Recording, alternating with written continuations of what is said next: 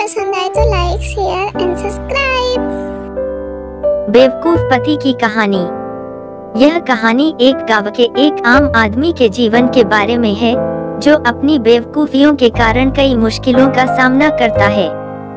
रमेश एक साधारण गांव का निवासी एक नौकरी में था और उसकी पत्नी का नाम सीता था।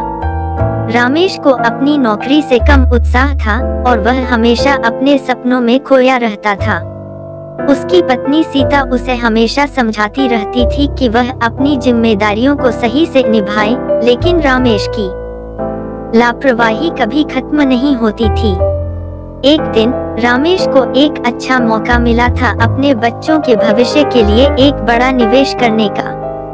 उसे एक मित्र ने एक नई व्यापारिक उपकरण की अच्छी जानकारी दी थी, जिसे खरीदने के बाद वह बड़ा मुनाफा कमा सकता था।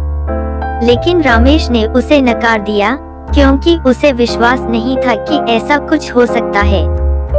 बाद में उसने अपने निवेश का पछतावा किया, जब उसका मित्र उसे बताया कि वह उपकरण खरीदकर बहुत अच्छा मुनाफा कमा रहा है।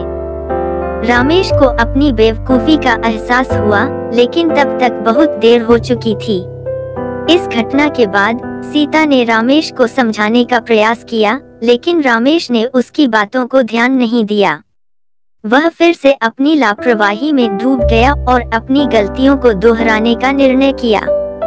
आखिरकार एक दिन रमेश को एक और मौका मिला, लेकिन इस बार वह सीता की सलाह को माना और उसके साथ साथ अपने निवेश की सच्चाई का भी समर्थन किया।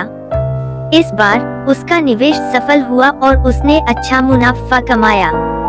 इस कहानी से हमें यह सीख मिलती है कि हमें हमेशा अपने जीवन में सही निर्णय लेने की आवश्यकता होती है। बेवकूफियों की वजह से हम अपने अच्छे मौकों को खो देते हैं और अपने जीवन को मुश्किलों में डाल देते हैं।